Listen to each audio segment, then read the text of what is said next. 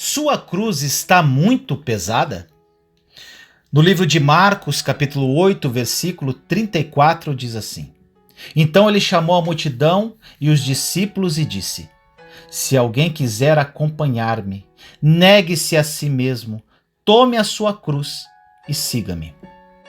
Meu irmão, minha irmã, Jesus morreu na cruz por nós e disse que aqueles de nós que quisermos segui-lo, também teremos que levar uma cruz nesta vida. Qual é a cruz que, como crentes em Jesus Cristo, espera-se que levemos?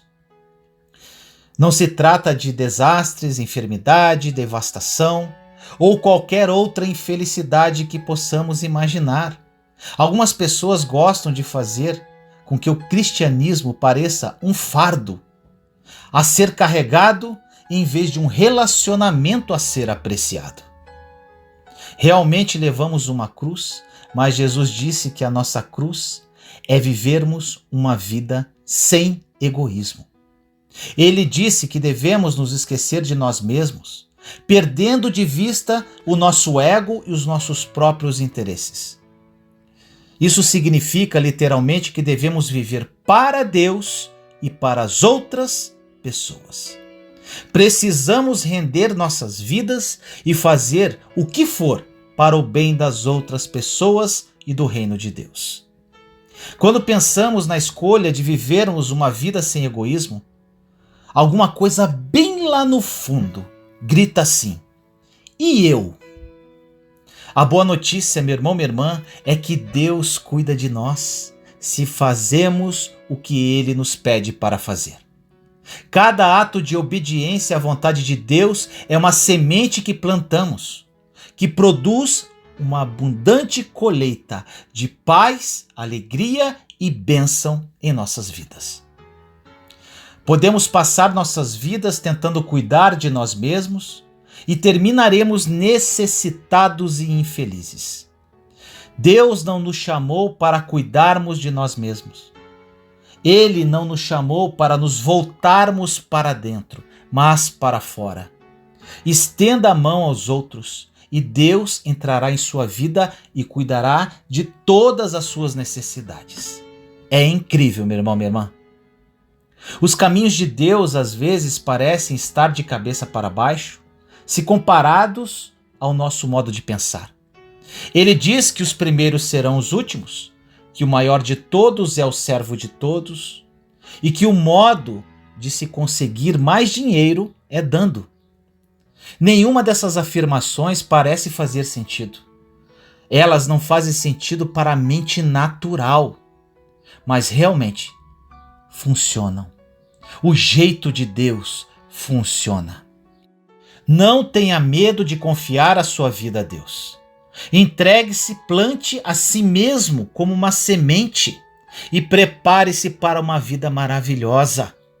Jesus disse que se o grão de trigo não cair no chão e morrer, ele ficará só, mas se morrer, dará muito fruto, conforme diz em João capítulo 12, versículo 24. Digo-lhes verdadeiramente que se o grão de trigo não cair na terra e não morrer, continuará ele só. Mas se morrer, dará muito fruto. Ore comigo assim: Senhor amado, nos colocamos em sua santa e doce presença neste momento, eu, meus irmãos e irmãs em Cristo Jesus. Agradecemos, amado Deus, por esta palavra viva. Muitos que estão ouvindo esta palavra não compreendem que o jeito que o Senhor faz, apesar de ser incompreensível, é o melhor. Os humilhados serão exaltados, os últimos serão os primeiros, é dando que se recebe, e entre outros. Na mente natural isso é incompreensível, mas é assim que o Senhor trabalha, e essa compreensão vem somente através da intimidade contigo e com o agir do Espírito Santo. Senhor, confiamos nossa vida a Ti e esperamos uma vida maravilhosa ao seu lado. Assim nós oramos, em nome do nosso Senhor Jesus Cristo. Amém.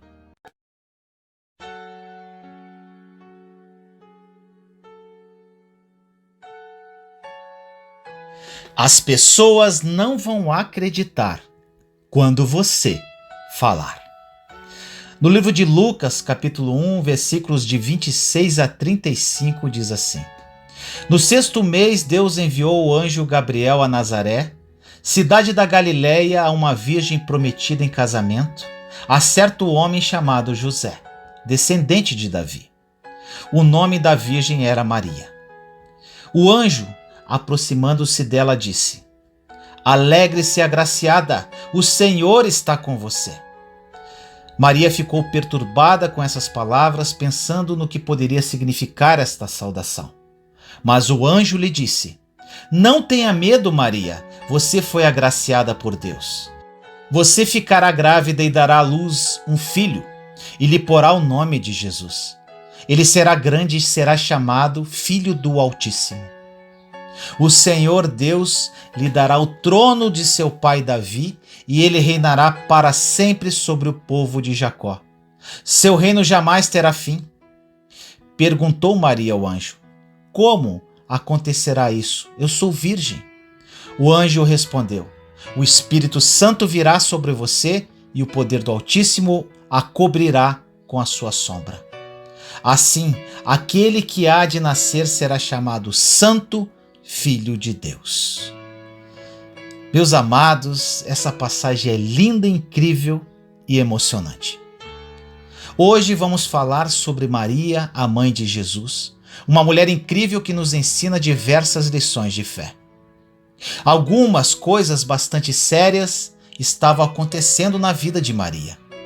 Ela era uma moça doce e comum que amava a Deus, quando um anjo do Senhor lhe apareceu e lhe disse que ela se tornaria a mãe do Filho de Deus. Maria deve ter pensado em José, o homem de quem estava noiva. Ela deve ter imaginado como iria dar a ele essa notícia e como ele reagiria. Ela deve ter questionado se seus pais e amigos acreditariam em sua história. Então o tempo passou e o nascimento aconteceu. Os anjos apareceram aos pastores e lhes disseram para irem até o estábulo e adorarem o Cristo menino. Os pastores disseram a Maria e a José e a todas as outras pessoas o que havia acontecido. Essas são as coisas das quais Maria não falou. Ela as guardava em seu coração e refletia sobre elas. Segundo Lucas, capítulo 2, versículo 19. Maria, porém, guardava essas coisas e sobre elas refletia em seu coração. Seja o que for que Maria tenha pensado ou sentido, ela se controlou, porque disse ao anjo que lhe trouxe notícias: que aconteça comigo conforme a tua palavra, de acordo com Lucas 1, 38. Meu amado irmão e irmã, eu creio que quando Deus nos diz alguma coisa, muitas vezes precisamos guardar aquilo para nós mesmos. Ele nos dará fé para crermos no que nos disse, mas se tentarmos dizer isso aos outros, eles podem pensar que enlouquecemos. Quando eu dizia que Deus falou ao meu coração com relação ao meu chamado e propósito, quando estava no auge do meu deserto, muitas pessoas não me encorajaram e me olhavam como se eu tivesse maluco ou coisa do tipo. Elas olhavam para as minhas circunstâncias e eu olhava para a promessa. Quando comecei a viver na fé intensamente, eu queria falar de Jesus para todo mundo. Mas com o tempo vamos amadurecendo e aprendemos quando devemos abrir a boca. Eu lembro-me de um fato muito interessante do meu testemunho. Eu havia arrumado um emprego e estava ganhando um salário mínimo por mês, 10 vezes menos do que ganhava. Naquela ocasião, Deus já havia revelado o meu propósito de vida. Foi quando então apareceu uma proposta de emprego para eu ganhar 6 salários mínimos. Que bênção, não é, meu irmão, minha irmã? Mas eu não faço nada sem consultar a Deus. Quando orei, de imediato ele disse que este emprego não era para mim e iria comprometer o meu propósito. E eu recusei na hora. Agora, meu irmão, minha irmã, imagine se eu falasse para as pessoas este fato. Me chamariam de louco, não acha? Eu controlei a minha língua com a ajuda do Espírito Santo e não contei a ninguém esta confidência de Deus, nem para as pessoas mais ungidas que conhecia. Sabe o que aconteceu, meu irmão, minha irmã? Deus me honrou poderosamente por isso, e hoje falo com tranquilidade, pois este fato faz parte do meu testemunho como prova desta palavra de hoje. As pessoas não vão acreditar quando você falar, por isso fique entre você e Deus. Este é um dos problemas em compartilharmos demais com os outros. Ficamos desanimados em vez de encorajados. As outras pessoas nem sempre têm a fé para crer no que Deus nos disse. Quando Deus lhe chama para fazer algo, Ele também lhe dará fé para fazer isso. Você não tem de viver com medo o tempo todo, pensando que não é capaz de fazer o que Ele lhe deu para fazer. Quando você tem o dom da fé, as coisas parecem fáceis para você. Mas para outra pessoa que não tem esse dom da fé, essas coisas parecem impossíveis. Quando Deus falou com Maria através do anjo, o dom da fé veio até ela da parte do Senhor, juntamente com aquela palavra, de modo que ela pôde dizer que aconteça. Mas ela também foi sábia o bastante para não sair por aí batendo nas portas dizendo: acabo de ter uma visitação de um anjo que me disse que eu vou dar à luz ao Filho de Deus. Vou ficar grávida do Espírito Santo e a criança que levarei no ventre será o Salvador do mundo. Não chamariam ela de maluca, meu irmão, minha irmã? Maria sabia como manter a sua boca fechada e o seu coração aberto. E eu, no dia de hoje, meu irmão, minha irmã, te encorajo a fazer o mesmo. Ore comigo assim: Senhor, nos colocamos em sua santa e doce presença neste momento, eu, meus irmãos e irmãs em Cristo Jesus. Que as pessoas que ouvirem esta mensagem sejam tocadas profundamente através do seu Santo Espírito. Pai, infelizmente muitos de nós, empolgados por vezes por ouvir a sua voz, falamos demais. Muitos não podem compreender a sua obra em nossa vida, pois apenas olham para as circunstâncias que vivemos. Por isso tomamos posse hoje da sabedoria que vem de ti e aprendemos com a mãe do nosso Salvador a aquietar-se e falar somente quando o Senhor dizer para abrirmos a boca. Sabemos que o Espírito Santo faz esse trabalho, pois não conseguiremos fazer isso sozinhos. Nos rendemos a ti, Espírito Santo, para que aprendamos a lidar com a nossa língua. E já agradecemos a ti, Pai, e tomamos posse desta palavra. Assim nós oramos em nome do nosso Senhor Jesus Cristo. Amém.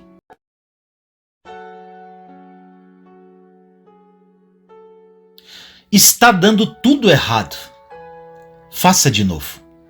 Em Jeremias capítulo 36, versículos 1 e 2 diz assim: No 4º ano do reinado de Jeoaquim, filho de Josias, rei de Judá, o Senhor dirigiu esta palavra a Jeremias.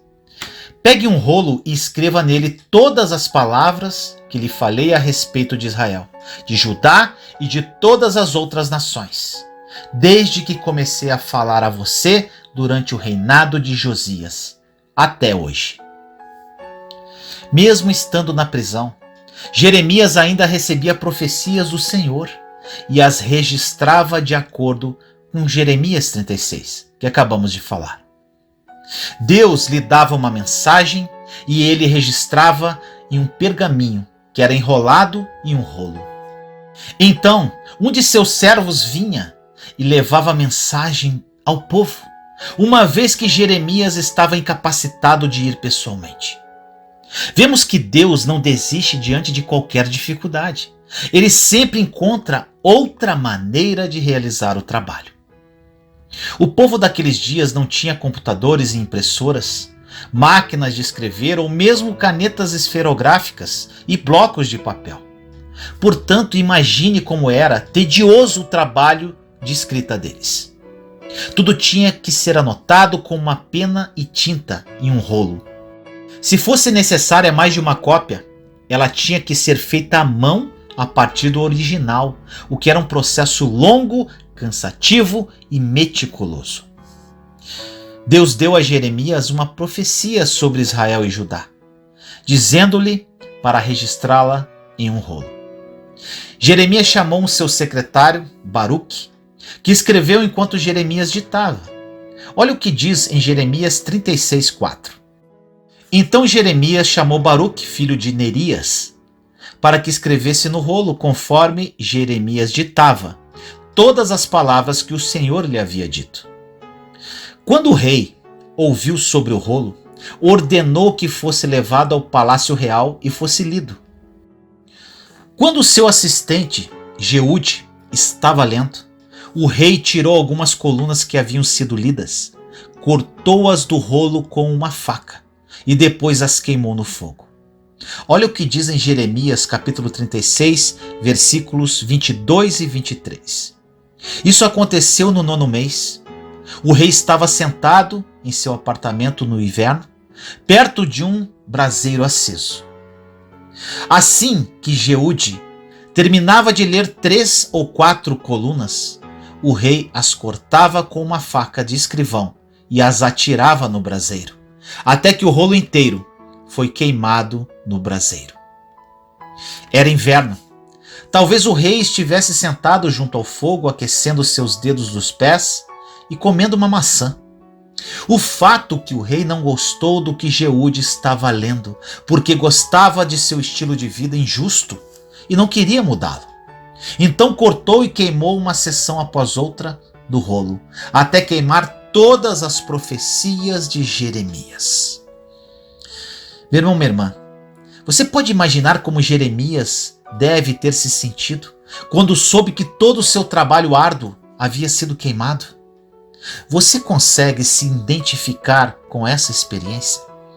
Você já trabalhou em alguma coisa por muito tempo, esforçou-se e fez tudo o que podia, e de algum modo deu tudo errado? A palavra para você é: faça de novo. Foi isso que Jeremias fez. A resposta de Deus para o terrível dilema e desânimo de Jeremias foi: pegue outro rolo e escreva nele todas as palavras que estavam no primeiro. Jeremias 36:28. Deus disse basicamente: Jeremias, vá pegar outro rolo e escreva tudo de novo. Em outras palavras, faça de novo. Se vocês e eu, meus irmãos e irmãs, quisermos ser fortes e vitoriosos no reino de Deus, precisamos estar dispostos a fazer as coisas e depois fazê-las outra vez e outra vez e outra vez se necessário, até que aconteça um reviravolta e o que Deus nos chamou para fazer seja concluído. Ore comigo assim: Senhor amado, nos colocamos em sua santa e doce presença neste momento, eu, meus irmãos e irmãs em Cristo Jesus.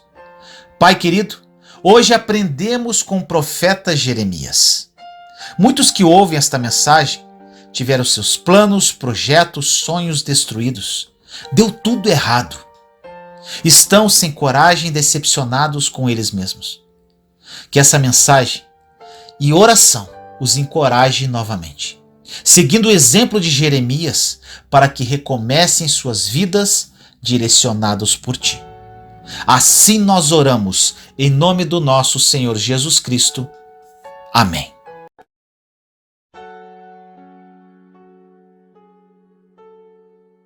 Alegre-se. No livro de Joel, capítulo 2, versículo 23, diz assim: Ó povo de Sião, alegre-se e regozije-se no Senhor, no seu Deus, pois ele lhe dá as chuvas de outono, conforme a sua justiça. Ele lhe envia muitas chuvas, as de outono, as de primavera, como antes fazia. Essa passagem nos instrui a nos regozijarmos no Senhor nosso Deus.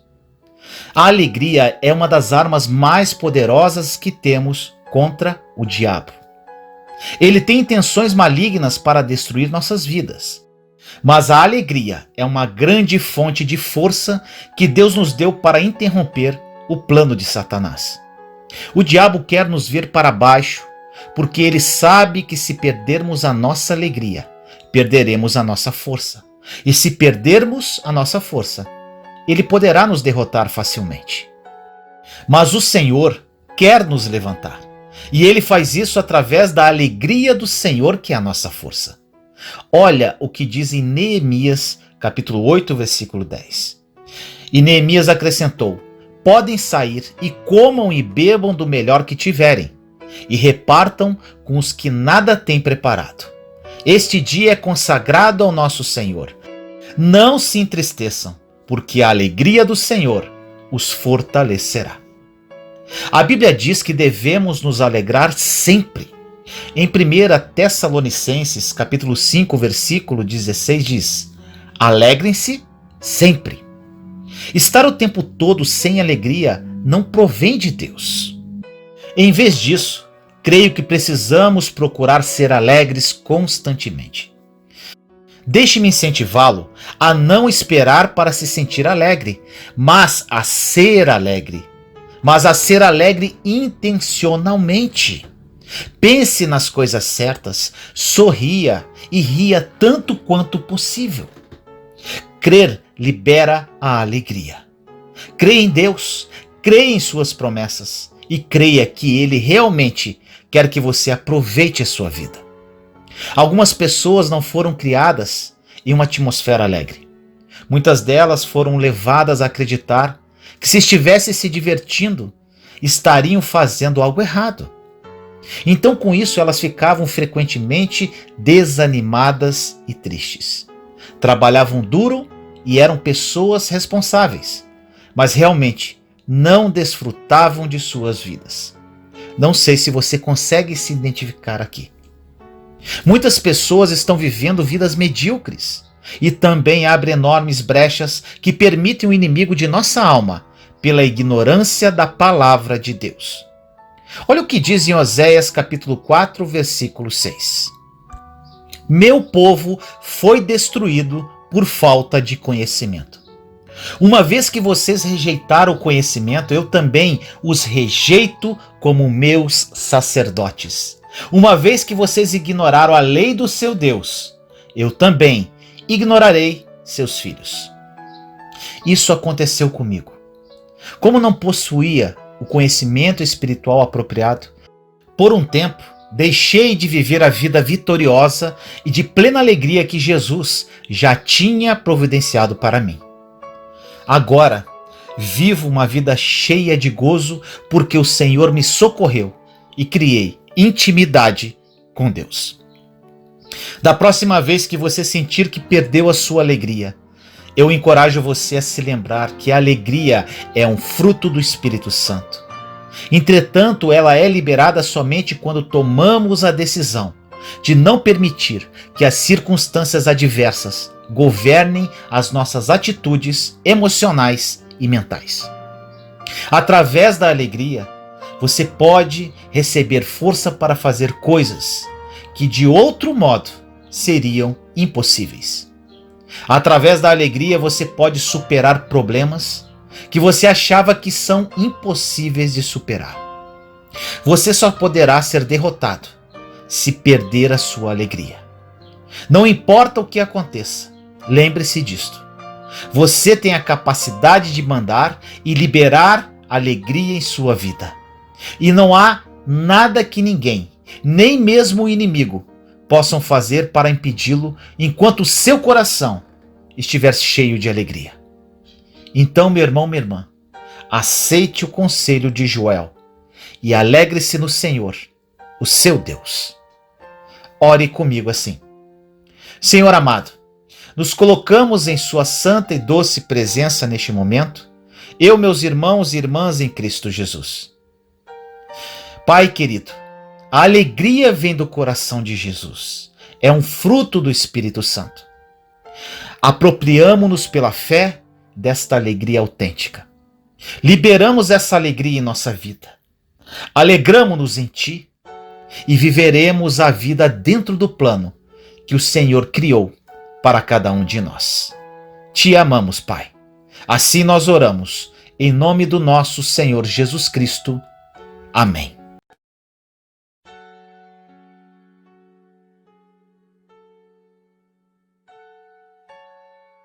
Você está zangado com Deus? No livro de Malaquias, capítulo 3, versículos de 13 a 15, diz assim: Você tem dito palavras duras contra mim, diz o Senhor. Ainda assim perguntam, o que temos falado contra ti? Vocês dizem, é inútil servir a Deus. O que ganhamos quando obedecemos aos seus preceitos e andamos lamentando diante do Senhor dos Exércitos? Por isso agora consideramos felizes os arrogantes, pois tanto prospera o que pratica o mal, como escapam ilesos o que desafiam a Deus. Meu irmão, minha irmã, muitas vezes as pessoas culpam a Deus por sua infelicidade. Desenvolve uma amargura e um ressentimento para com Ele, principalmente se sofreram muitas decepções em sua vida. É mais fácil culpar as pessoas, a Deus e até ao próprio diabo do que assumir nossas próprias responsabilidades. Quando apontamos, criamos uma ruptura entre Deus e nós, para que percamos a nossa alegria.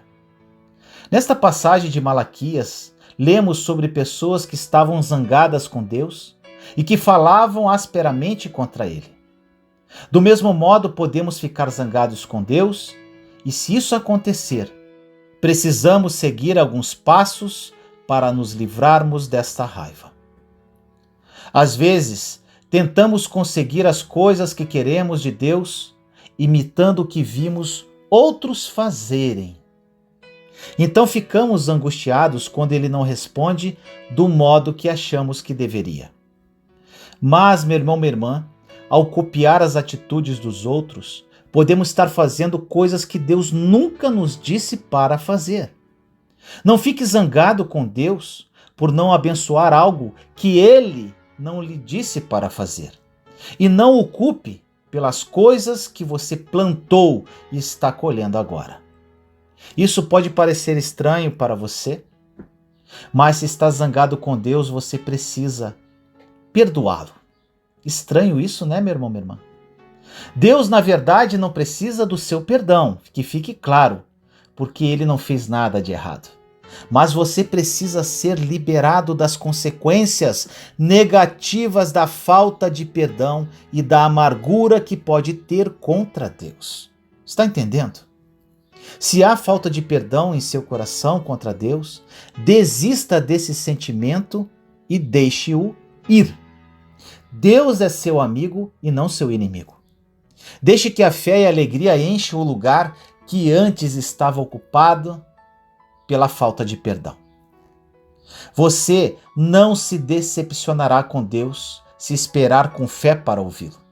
Em Romanos capítulo 10, versículo 17 diz: consequentemente a fé vem por ouvir a mensagem, e a mensagem é ouvida mediante a palavra de Cristo. Se você quer alegria em sua vida, precisa crer que Deus é bom e que Ele recompensa aqueles que o buscam diligentemente, conforme diz em Hebreus capítulo 11, versículo 6. Sem fé é impossível agradar a Deus, pois quem dele se aproxima precisa crer que Ele existe e que recompensa aqueles que o buscam.